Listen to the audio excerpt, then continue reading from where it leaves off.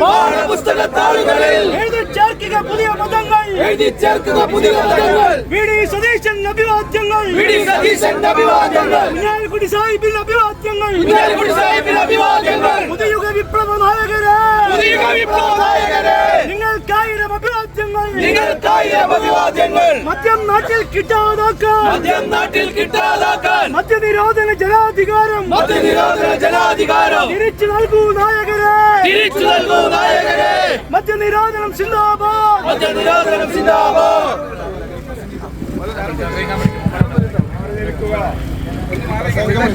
പ്രിയപ്പെട്ടവരെ, 14/2023 ആരംഭിച്ച സത്യാഗ്രഹം 914 ദിവസം പിന്നിടുകയാണ്.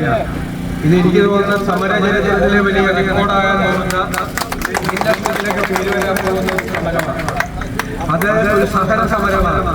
ഒരു ഗാന്ധിയൻ പാതയിലൂടെ എല്ലാവരെയും ഉദ്ബോധിപ്പിക്കുന്നതിന് വേണ്ടി ഈ മദ്യത്തിന്റെ വ്യാപകമായ ഉപയോഗം എത്രമാത്രം കേരള സമൂഹത്തെ ദുർബലപ്പെടുത്തിയിട്ടുണ്ട്, അതിനെ എത്രമാത്രം പുറകിലേക്ക് കൊണ്ടുപോയിട്ടുണ്ട് എന്നെല്ലാം ബോധ്യപ്പെടുത്തുന്ന ഒരു കാര്യം കൂടിയാണ്. അന്തിമമായ ലക്ഷ്യം മദ്യനിരോധനം തന്നെയാണ്. ആ മദ്യനിരോധനം മുന്നിൽ വെച്ചുകൊണ്ടാണ് മദ്യനിരോധന സമിതി ഈ പോരാട്ടം നടത്തുന്നത്. പക്ഷെ ഈ പോരാട്ടം നടത്തി നാളെയോ മറ്റന്നാളോ മദ്യനിരോധനം വരും ഇല്ല എന്ന് അവർക്കറിയാം. പക്ഷേ അതുണ്ടാകുന്ന അപകടങ്ങളെ കുറിച്ച് ഇവര് ചൂണ്ടിക്കാണിക്കാണെങ്കിൽ പിന്നെ ആരും ചൂണ്ടിക്കാണിക്കും? അതുണ്ടാകുന്ന അപകടങ്ങൾ ചൂണ്ടിക്കാണിക്കുന്ന ഏക സംഘടന ഈ പ്രസ്ഥാനമാണ്. ഡ്രഗ്സാണ് ഉപയോഗിക്കുന്നത്.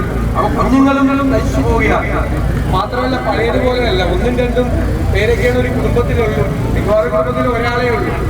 ആ ആൾ നശിച്ചു പോയാൽ ആ കുടുംബം തന്നെ നശിച്ചു പോകുന്ന ഒരു സ്ഥിതിയിലേക്കാണ്.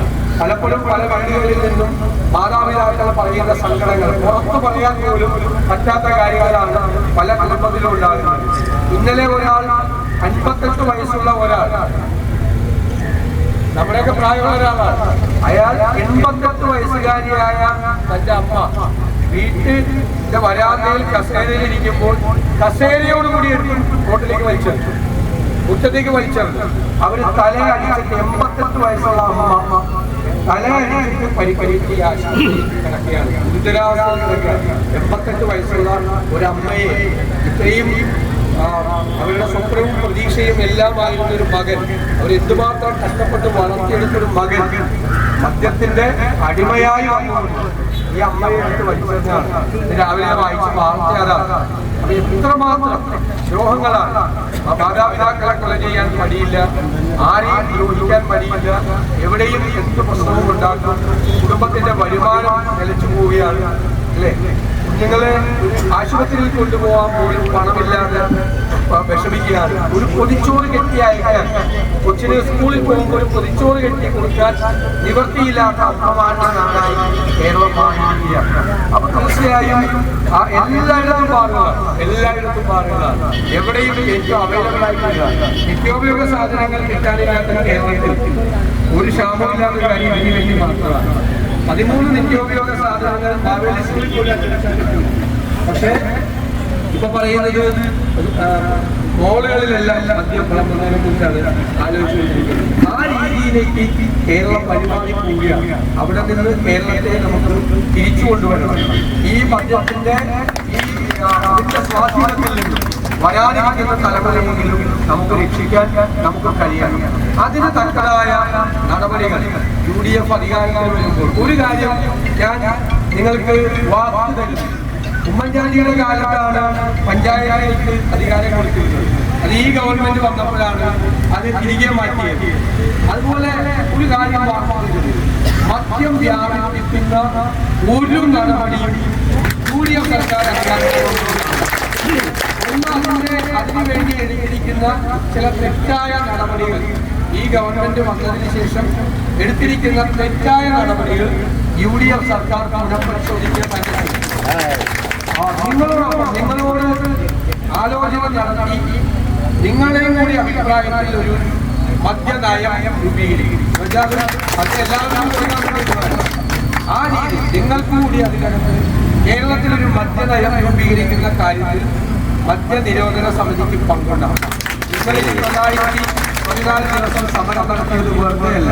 നിങ്ങളെ ഒരുപാട് പേര് പരിഹസിച്ചിട്ടുണ്ട്, ഒരുപാട് പേര് കളിയാക്കിയിട്ടുണ്ട്. അതൊന്നും മൈൻഡ് ചെയ്യാതെ നിങ്ങൾ ഒരു വളരെ വലിയ കമ്മിറ്റ്മെന്റോട് കൂടിയാണ് ഇത് ചെയ്തത്. നിങ്ങളൊരു പ്രധാനപ്പെട്ട ആവശ്യം പാഠപുസ്തകങ്ങളിൽ ലഹരി വിരുദ്ധ പാഠങ്ങൾ ഉൾപ്പെടുത്തുന്നു. ഉറപ്പായി ഉൾപ്പെടുത്തി. അതിന്റെ ദോഷങ്ങൾ ഞാനിപ്പോ പറഞ്ഞ ഒരു കഥയാണല്ലോ ഇന്നലെ നടന്ന സംഭവം. ഇതുപോലത്തെ കാര്യങ്ങളാണ് പറഞ്ഞത്. എത്ര കുടുംബങ്ങളിലാണ് സംഭവിക്കുന്നത്. ഇത് ഉണ്ടാക്കുന്ന അപകടം എത്രയാണ്.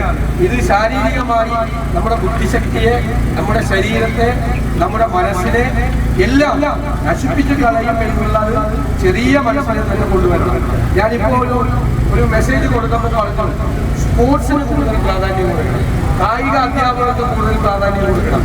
നമുക്ക് ചെറിയ കളിസ്ഥലങ്ങൾ ഉണ്ടാകാം, സ്റ്റേഡിയങ്ങൾ ഉണ്ടാകാം. കുട്ടികൾക്ക് ആരോഗ്യത്തെക്കുറിച്ച് ബോധ്യം ഉണ്ടാവണം.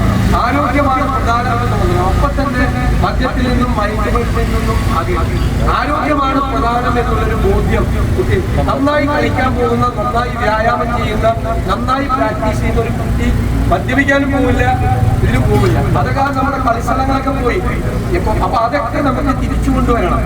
ചെറിയ പ്രായത്തിൽ തൊട്ട് തന്നെ ഇതിനോടൊരു അകൽച്ച നമുക്ക് ഉണ്ടാക്കിയെടുക്കണം തീർച്ചയായിട്ടും. പിന്നെ ഒരു അനാവശ്യമായ ഇതിന്റെ ലഭ്യത ഇങ്ങനെ ഉണ്ടാവാൻ പാടില്ല. അപ്പൊ തീർച്ചയായും അതിനോട് എല്ലാ കാര്യത്തിലും നല്ല പൂർണ്ണമായ യോജിപ്പുണ്ട്. മഹത്തായ ഒരു ലക്ഷ്യം നേടിയെടുക്കുന്നത് വരെ നിങ്ങൾ നടത്തുന്ന ഈ പോരാട്ടം ഞാൻ എപ്പോഴും അത്ഭുതത്തോടു കൂടി നോക്കിക്കാണുന്ന ഒരു സമരമാണ്. ഒരുപാട് സമരങ്ങൾ ഉദ്ഘാടനം ചെയ്യാനും സമരങ്ങളിൽ പങ്കെടുക്കാനും പോകുന്ന ആളുകളാണ് ഞങ്ങളെല്ലാം. പക്ഷേ എപ്പോഴും മലപ്പുറത്ത് വരുമ്പോൾ മാത്രമല്ല, തിരുവനന്തപുരത്തുള്ളപ്പോഴും എറണാകുളത്തുള്ളപ്പോഴും മലപ്പുറത്ത് നിങ്ങൾ ഈ നടക്കുന്ന സമരത്തെ പറ്റി ഞങ്ങളെല്ലാം ഓർക്കാറുണ്ട്. നിയമസഭയിൽ ഞങ്ങൾ അനുസരിച്ചാണിരിക്കുന്നത്. ഞാനും സാഹിബ് എപ്പോഴും നിങ്ങളുടെ സമരത്തെ കുറിച്ച് പറയാറുണ്ട്. അദ്ദേഹം പറയും സമ്മതിക്കണം, അവരെന്തൊരു മനസ്സാണ് എന്ന് പറയാറുണ്ട്. കേരളം പറയുന്നതാണ്. ഞാൻ നിങ്ങളെ ഒരിക്കൽ കൂടി ഈ കാര്യത്തിൽ അഭിനന്ദിക്കുന്നു. എനിക്കറിയാം ഈ പോരാട്ടം ഒരിക്കലും അവസാനിക്കുന്നില്ല, താൽക്കാലികമായിട്ട് മാത്രമാണ് ഇതിപ്പോ ഇവിടെ അവസാനിക്കുന്നത്.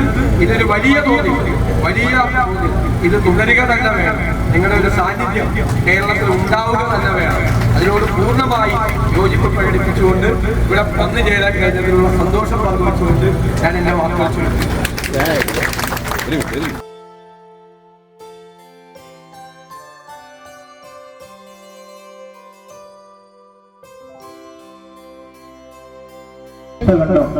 അഭിനന്ദിച്ചുകൊണ്ട് ദൈവാനുഗ്രഹങ്ങൾ നേർന്നുകൊണ്ട് എന്റെ വാക്കിനെ ഞാൻ ചുരുക്കുന്നു.